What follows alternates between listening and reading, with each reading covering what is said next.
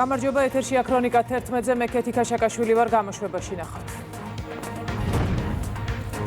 საგარეო საქმეთა მინისტრი ამერიკის სახელმწიფო დეპარტამენტის ევროპის და ევრაზიის ბიუროს წარმომადგენელს შეხვდა. სამუშაო შეხვედრის დეტალები. სამართალდამცველებმა ქვეყანაში განსაკუთრებით დიდი ოდენობით ნარკოტიკების გავრცელების მცდელობა აღკვეთეს. დაკავებულია 5 ადამიანი.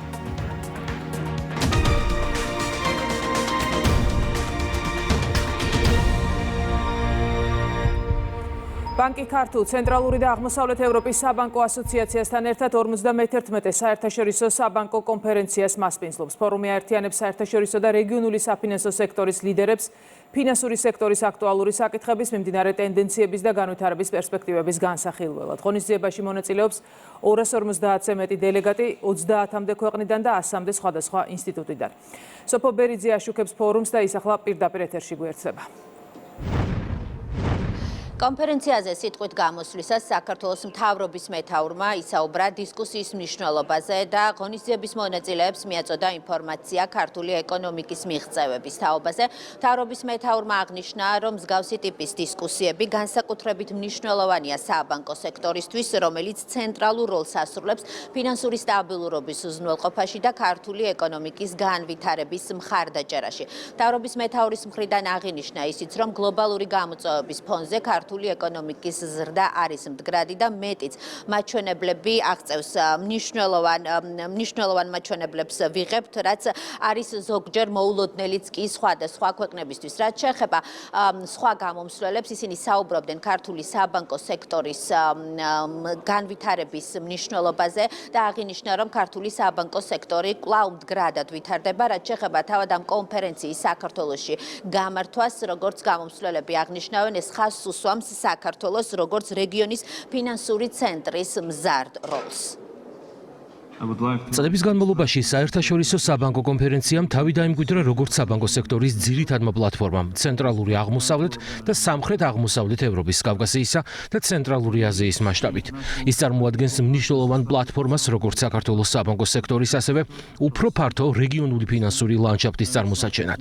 ეს დისკუსიები განსაკუთრებით მნიშვნელოვანია საბანკო სექტორისთვის, რომელიც ცენტრალურ როლს ასრულებს ფინანსური სტაბილურობის უზრუნველყოფაში, ეკონომიკური ზრდის მხარდაჭერასა და პერიოდულად გამოვლენილ რისკებსა და გამოწვევებზე ეფექტურ რეაგირებაში.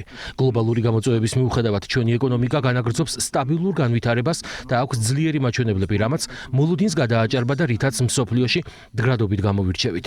2021-2025 წლებში საქართველომ რეალური მთლიანი შიდა პროდუქტის საშუალოდ 9.3%-იანი ზრდა აჩვენა. საქართველოს ეკონომიკური პერსპექტივებისადმი ძლიერი ნდობა აშკარა იყო წლევანდელი ევროობლიგაციების გამოშვებისას, სადაც საერთაშორისო მოთხოვნა შეთავაზებას 5.5-ჯერ გადააჭარბა. ძლიერმა პოლიტიკამ და საზოგადოების მზარდმა ნდობამ რწმენა განამტკიცა ქართული ფულადი ერთეულის ლარისადმი, რაც ფინანსური სექტორის სტაბილურობას უზრუნველყოფს. დღეს საქართველოში განთავსებული ანაბრების უმეტესობა ლარშია. ასე არ იყო 2025 წელს. ამ მიღწევას მჭიდროდ უჭერს მხარს ძლიერი ფინანსური სექტორი, რომელიც ეკონომიკის ხერხემალს წარმოადგენს და უზრუნველყოფს სტაბილურობას და ფინანსებზე წვდომას. ეს წინსვლა საერთაშორისო კაპიტალის ბაზრებზე აისახება, სადაც წამყვანი ქართული ბანკების აქციებია განთავსებული. ქართული ბანკები სტაბილურად ფართოვდებიან რეგიონში და თავიანთ გეოგრაფიულ არეალს აფართოებენ. ეს აძლიერებს რეგიონული დაკავშირებადობის უნარს და სულ უფრო მნიშვნელოვან როლს ასრულებს მეტად ღრმა ფინანსური ინტეგრაციისა და თანამშრომლობის ხელშეწყობაში. დღეს ჩვენ მთელი მსოფლიოდან ვხედავთ ინვესტორთა მზარდი ინტერესის მატებას საქართველოს ფინანსური სექტორის მიმართ, როგორც ტრადიციული საბანკო საქმიანობის, ასევე ფინანსური მომსახურების მიმწოდებლების ფართო სპექტრის მხრიდან. ამას აძლიერებს საქართველოს მთავრობისა და ეროვნული ბანკის უწყვეტი ძალისხმევა კონკურენციის ხელშეწყობის, ინოვაციების წახალისებისა და ფინანსური ეკოსისტემის შემდგომი განვითარების მიმართულებით. ასევე მნიშვნელოვანია აღინიშნოს, რომ საქართველოს ფინანსური სექტორის მარეგულირებელი ჩარჩო გამჭვირვალე და მოქნილია. ის მჭიდროდ შეესაბამება საერთაშორისო სტანდარტებს. საბანკო სექტორის განვითარებასთან ერთად საქართველოს კაპიტალის ბაზრებიც ვითარდება. იზრდება ინტერესი როგორც სახელმწიფო, ისე კორპორატიული ობლიგაციების მიმართ, რაც ხელს უწყობს დაფინანსების წყაროების დივერსიფიკაციას. ერთად ეს ძალისხმევა აყალიბებს უფრო დინამიურ, კონკურენტუნარიან და მომავალზე ორიენტირებულ ფინანსურ ეკოსისტემას. ხსნის ახალ შესაძლებლობებს ინვესტიციების მდგრადი ზრდისთვის. საქართველოს რჩება ღია ეკონომიკად. მზად არის გააღრმავოს კავშირები ჩვენ საერთაშორისო პარტნიორებთან უფრო ძლიერი თანამშრომლობისა და ახალი შესაძლებლობების მისაღწევად. ბოლო 10 წლეულის საშუალო ეკონომიკური ზრდა 5% იყო, ხოლო ბოლო 5 წლის განმავლობაში 9.3%. საშუალოვადიანი პროგნოზი 5%-ის დონეზეა. ერთსულ მოსახლეზე მთლიანი შიდა პროდუქტი მნიშვნელოვნად გაიზარდა და მყიდველუნარიანობის პარიტეტით $31,000 მიაღწია.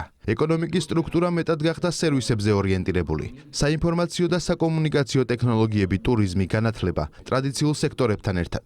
ცენტრალური და აღმოსავლეთ ევროპის საბანკო ასოციაციისა და ქართულ ბანკის მიერ საქართველოში 51 საერთაშორისო საბანკო კონფერენციის გამართვა კიდევ ერთხელ უსვამს ხაზს საქართველოს როგორც რეგიონის ფინანსური ცენტრის მზარდ როლს. ეს ინტერესი ქვეყნის ძლიერ მაკროეკონომიკურ ფუნდამენტურ მაჩვენებლებსა და მყარ ფინანსურ სექტორს ეფუძნება. საქართველოს საბანკო სისტემა კვლავ მყარი და მდგრადია. 2026 წლის თებერვალში საკრედიტო პორტფელის წლიურმა ზრდის ტემპმა 14.3% მიაღწია, რაც ძირითადად ეროვნულ ვალუტაში დაკრედიტებით იყო განპირობებული. აღსანიშნავია, რომ თანამედროვე მარეგულირებელი ჩარჩოთი გამყარებული ძლიერი ფინანსური სექტორი იზიდავს საერთაშორისო ინვესტორთა ინტერესს. ეს ძალისხმევა საერთაშორისო დონეზეა აღიარებული. S&P Global Ratings-ი ხაზს უსვამს, რომ საქართველოს საბანკო რეგულირება რეგიონში ერთ-ერთი ყველაზე მოწინავეა, ხოლო ჩვენი აქტივების ხარისხი საუკეთესოთა შორისაა. ფინანსური სექტორის ძლიერი მაჩვენებლები მყარ მაკროეკონომიკურ ფუნდამენტურ ფაქტორებთან და ღია ბიზნესისთვის ხელსაყრელ გარემოსთან ერთად საერთაშორისო ინვესტორებსა და კომპანიებს მხარდამჭერ საფუძველს უქმნის და ჩვენ მივესალმებით გლობალურ მოთამაშეებს ჩვენს ბაზარზე. ასეთი პლატფორმები ხელს უწყობს იდეების გაცვლას, პრიორიტეტების დასახვას და პარტნიორული ურთიერთობების გაღრმავებას, რაც განსაზღვრავს ფინანსური სერვისების მომავალს. დღევანდელ ღონისძიებას დიდი მნიშვნელობა აქვს საქართველოში, რადგანაც ის მიუთითებს საქართველოს როგორც ფინანსური ცენტრის როლის ზრდაზე და ქვეყნის ამბიციაზე იყოს სანდო და განვითარებადი მოთამაშე, რომელიც აკავშირებს ევროპასა და აზიას. ამ ღონისძიების მასპინძლობით ჩვენ არა მხოლოდ ხელს ვუწყობთ დიალოგს, არამედ ხელს ვუწყობთ უფრო ინტეგრირებული, ინოვაციური და მდგრადი ფინანსური ეკოსისტემის შექმნას. ვამაყობ, რომ საქართველოს რეგიონში პირველი ქვეყანაა, რომელიც ამ ფორუმს მასპინძლობს. ეს არის დამაჯერებელი სიგნალი ჩვენი ფინანსური სისტემის ნორმატიულ სამართლებრივი გარემოს და საერთაშორისო თანამშრომლობისა და გახსნილობის ნდობის. მადლობა მინდა გადაგიხადოთ საქართველოს პრემიერ-მინისტრს, რომლის მთავრობაც სასიცოცხლოდ მნიშვნელოვან როლს თამაშობს ქვეყნის ეკონომიკური მდგრადობის უზრუნველყოფაში, რეფორმების გადარებასა და საქმიანი გარემოს შექმნაში, ეკონომიკურ მხარდაჭერასა და მდგრადობაში. ჩემთვის დიდი პატივია გახსნილად გამოვაცხადო 51 საერთაშორისო საბანკო კონფერენცია აქ თბილისში. მინდა პატივისცემა გამოვხატო ქართულ ბანკის მიმართ შესანიშნავი პარტნიორობისა და სტუმართმოყვარეობისთვის. იმისათვის, რომ აქ შეიკრიბა ასეთი მაღალი დონის სპეციალისტები, რეგულატორები, პოლიტიკის შემქმნელები და სერვის პროვაიდერები. მადლობა მინდა გადავუხადო ქართულ გუნდს, რომელიც გამორჩეულ სამუშაოს ასრულებს. ასევე მადლობა მინდა გადავუხადო საქართველოს მთავრობას და ეროვნულ ბანკს. ასეთი მაღალი დონის კონფერენციის მხარდაჭერისათვის. თბილისის არჩევა კონფერენციის მასპინძელ ქვეყნად შემთხვევითი არ არის. საქართველომ თავი წარმოაჩინა როგორც დინამიკურ, ღია რეფორმებზე ორიენტირებულ ეკონომიკის ქვეყნად. ამავე დროს საქართველომ აჩვენა მაღალი ხარისხი გადასახადებისა და ფინანსური სერვისების ინოვაციების კუთხით. საქართველო არის ერთგვარი ხიდით და ეტალონიც, ხიდი რეგიონებსა და ბაზრებს შორის და ეტალონი იმით, თუ როგორ შეუძლია ღია ეკონომიკის ძლიერი ინსტიტუტებით ინვესტიციების მოზიდვა, ნდობის გამყარება და ფინანსური ინფრასტრუქტურის მოდერნიზება. საერთაშორისო საბანკო კონფერენცია 51 იმართება, თუმცა პირველად არა მხოლოდ საქართველოში, არამედ რეგიონის მასშტაბით ღონისძიების ორგანიზატორია ბანკი ქართუ და ამ ეტაპზე კონფერენციის მონაწილეები დისკუსიის ფორმატში მუშაობენ. პირდაპირ ეთერში სოფო ბერიძე საუბრობდა.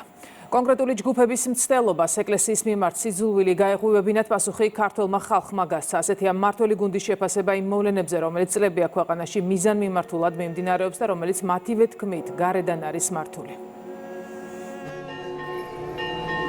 მიზანი აქვს ის, რომ საქართველოს მართლმადიდებელი ეკლესია არის ყველაზე დიდი ინსტიტუტი, რომელიც არის ერის შემადუღაბებელი.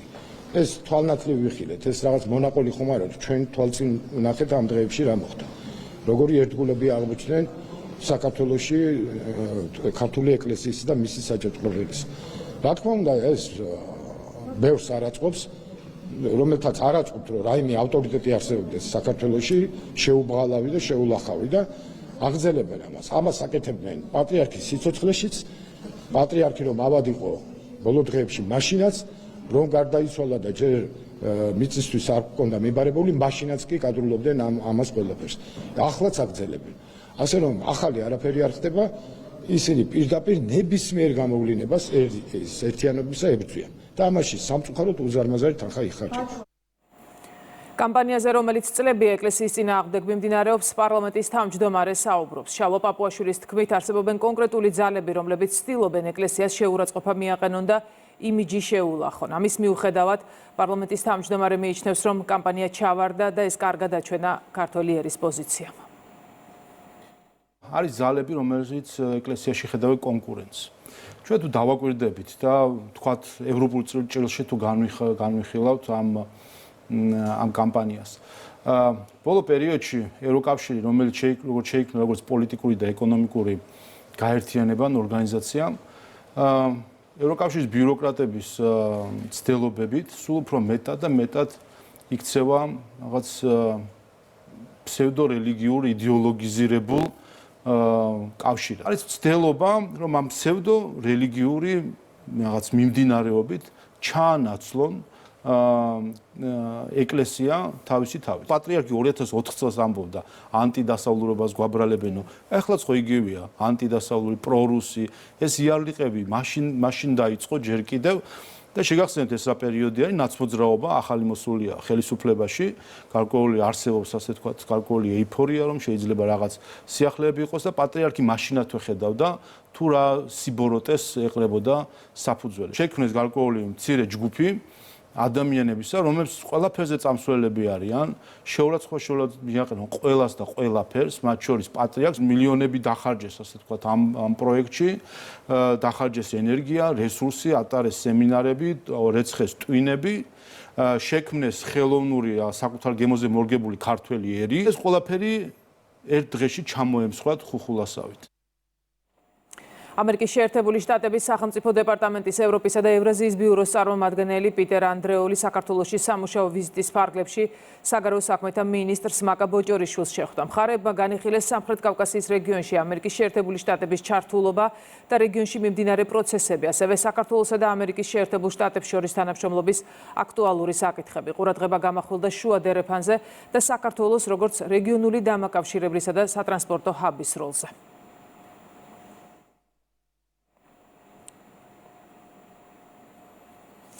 ცენტრალური კრიმინალური პოლიციის დეპარტამენტის თანამშრომლებმა განსაკუთრებით დიდი ოდენობით ნარკოტიკული საშუალებების, ასევე ფსიქოტროპული ნივთიერებების უკანონო შეძენა შენახვის მცდელობის და რეალიზაციის ხელშეწყობის ფაქტებზე სხვადასხვა დროს 5 ადამიანი დააკავეს. მათ შორის არიან როგორც საქართველოს, ასევე რუსეთის, ყირგიზეთის და უკრაინის მოქალაქეები. გამოძიებით დადგინდა, რომ დაკავებულები მათთვის უცხოეთიდან ამანათებით შენიღბულად გამოგზავნილი განსაკუთრებით დიდი ოდენობით ნარკოტიკული საშუალებებისა და ფსიქოტროპული ნივთიერებების რეალიზაციას გეგმავდნენ.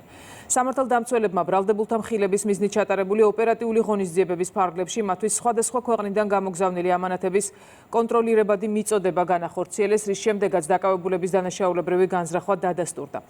პოლიციამ ამანათებიდან, ასევე ბრალდებულთა საცხოვრებელი ადგილებიდან ნივთმტკიცება დამოიღეს სხვადასხვა სახის განსაკუთრებით დიდი ოდენობით ნარკოტიკული საშუალებები და ფსიქოტროპული ნივთიერებები, მათ შორის 311 ABMDMA, 9 კილოგრამამდე მეფედრონი, 2 კილოგრამზე მეტი მეთადონი, 4 კილოგრამამდე ჰაშიში, ასევე კლეფედრონი, მარიხუანა, ფსიქოტროპული ნივთიერება კეტამინისა და ნარკოტიკული საშუალება ალფა PVP-ს ნაზავი.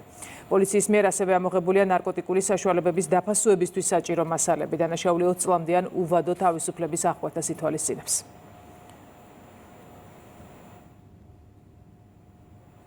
აჭარის პოლიციის დეპარტამენტის ბათუმის საქალაქო სამმართველოს თანამშრომლებმა თაღლითობისა და თაღლითობის მცდელობის არაერთ ფაქტზე 3 ადამიანი დააკავეს. გამოძიებით დადგინდა, რომ ბრალდებულებმა სხვადასხვა დროს ბათუმში დიდი ოდენობით მატერიალური სარგებლის მიღების მიზნით სწრაფი ჩარიცხვის აპარატებში ფულადი თანხის ნაცვლად ყალბი კუპიურები მოათავსეს. ყალბი კუპიურები აპარატების მიერ აღქმული იქნა რეალურ ფულად თანხად, რის შედეგადაც ბრალდებულების მიერ მითითებულ სხვადასხვა ანგარიშზე 8000-მდე ლარი აისახა.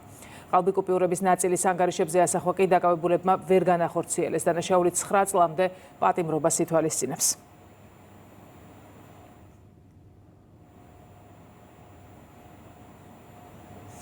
ფინანსთა სამინისტროს საგამოძიებო სამსახურმა განსაკუთრებით დიდი ოდენობით საქონლის უკანონო ჩემოტანის ფაქტზე 1 ადამიანი დააკავა. გამოძიებით დადგინდა, რომ ბრალდებულმა საბაჟო გამშვები პუნქტის ყაზბეგის გავლით მის მართვაში არსებულ ავტომანქანაში სპეციალურად მოწყობილი სამალავის გამოყენებით საბაჟო კონტროლისგან მალულად შემოიტანა 665 გრამის საიუველირო ნაკეთობები, რომლის საერთო ღირებულება დაახლოებით 150,000 ლარია. საგამოძიებო მოქმედებების შედეგად ამოღებულია აღნიშნული ნაკეთობები, ასევე ბრალდებულის მართვაში არსებული ავტომანქანა. დანაშაული 5-დან 8 წლამდე პატიმრობას ითვალისწინებს.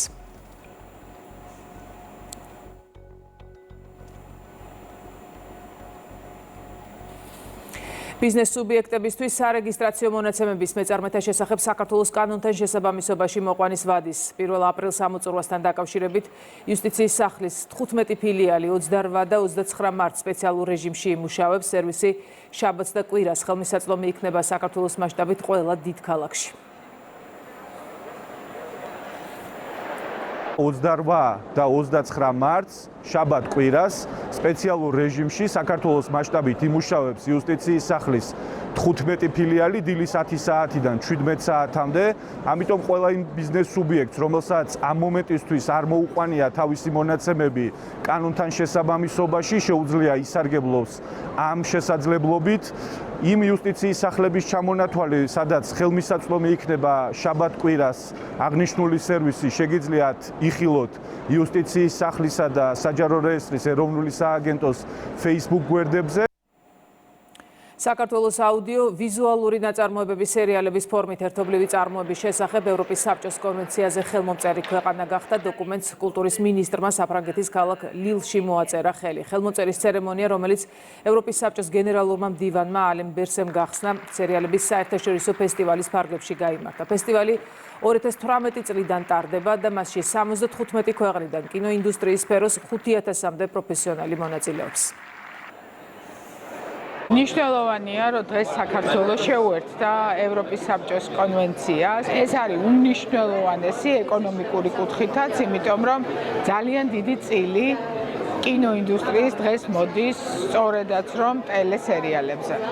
ჩვენი კინოპროდიუსერებისთვის, ჩვენი ტელევიზიებისთვის, ტელემაუწყებლებისთვის ეს არის ძალიან დიდი წინ გადადგმული ნაბიჯი, რომელსაც სწორედ რომ ასოცირების ხელშეკრულების ფარგლებში და ევროპასთან თანამშრომლობის ფარგლებში უმნიშვნელოვანესი როლი ენიჭება. მქონდა პირადი შეხვედრა ბატონა ალენ ბერსესთან, რომელმაც დიდი მადლიერება გამოთქვა, რომ შეუერთით ამ კონვენციას და დაგვიდასტურა თავისი დიდი ასე რომ ვთქვათ, პატივისცემა. საქართველოს როგორც ევროპის საბჭოს მონაწილე ქვეყანა, რომელიც ერთგული არის ევროპის საბჭოს ღირებულებების, ძალზე სასიამოვნოა, რომ ერთ-ერთი პირველი ქვეყანა ვართ, ვინც ამას უერთებით. ის ქვეყნებთან, როგორც არის საფრანგეთი, იტალია, პოლონეთი, საქართველოს, რომელსაც ასოცირების შეთანხმება აქვს ევროკავშირთან, ამით აგრძელებს აღებული ვალდებულების შესრულებას.